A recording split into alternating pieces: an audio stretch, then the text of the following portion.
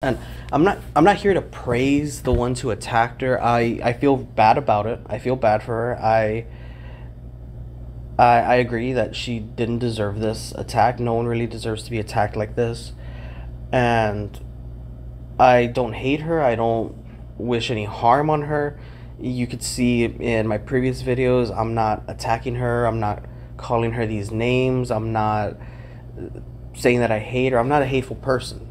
It's just that I felt that not a lot of people were informed, and I had to inform them of her situation. I mean, there's no harm in that. I mean, if there's bad things about me and someone says like, hey, you know, Digital Dimwit, he's kind of an asshole or something, look, this is what he would private message me, or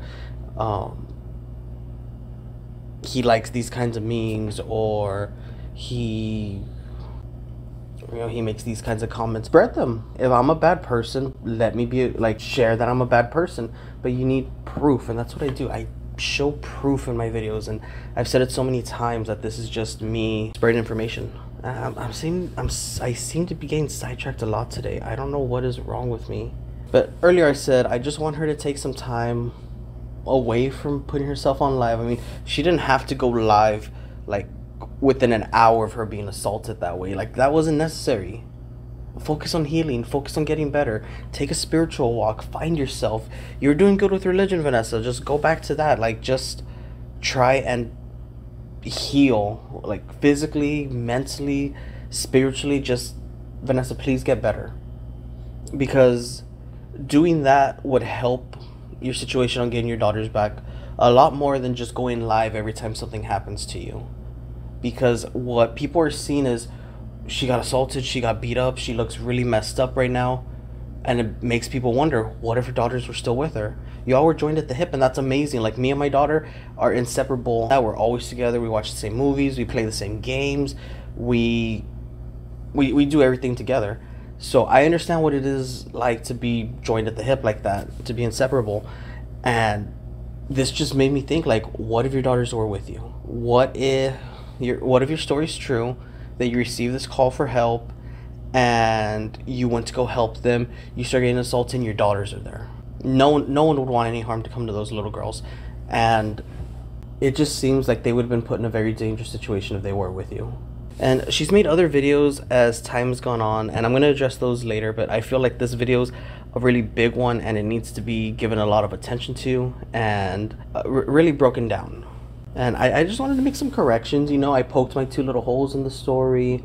I gave my opinion on what Vanessa should do about the situation. And I know she watches my videos because we do have some mutual friends, and I know she won't mention me by name, but she's aware of someone who makes YouTube videos about her. And especially since she does like to Google herself a lot and YouTube herself a lot, if you search Vanessa Tijerina in YouTube, my videos come out first before her own videos, and she's the person in the search bar. But if you ever want to talk Vanessa, I'm not a hater. I'm not here to attack you or anything. I just want to make sure you get help. And I want to shine some light on some other things about what Vanessa's been saying about this whole assault and stuff like that. She's calling this a hate crime, and I find that very offensive to people who have suffered true hate crimes, because this isn't a hate crime. No matter how she wants to paint it, it's not a hate crime. I feel like she's using the term hate crime to just stir up some attention, some sympathy points maybe. I mean, she does like to take titles, and I feel like hate crime, victim of a hate crime, might be the most recent title of hers. Because even according to the FBI considers hate crimes in which the perpetrators acted based on a bias against a person's race, color, religion, or national origin. And in the Hate Crimes Prevention Act of 2009, the Bureau also began investigating hate crimes committed against those based on bias of actual perceived sexual orientation, gender identity, disability, or gender in general. I don't see her a victim of any of those things. If someone wants to correct me, my comments are down below. I do not close out my comments. I do not delete comments. How are we doing on time? 10 more minutes. 10 more minutes until 2020 is over. It looks like I am going to roll over into the next year on this video. But we could say, knowing the three assailants and Vanessa, doesn't seem like a hate crime because they share the same race, the same color, the same national origin, so those are already off the table.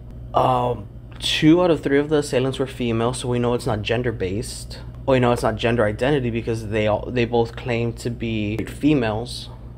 Well, her and Amanda. So I was like, okay, maybe religion's a factor, but I mean, it's not. We don't have an extremely diverse religion culture down here in the Valley. According to Texas Monthly, 75% of the Rio Grande Valley is Catholic. So I really don't see this being a religious attack, seeing as Vanessa's not really a religious figure in the community or anything like that. So I don't think she could really call this a hate crime. I think that's pretty messed up, my opinion. I don't think this is a hate crime at all.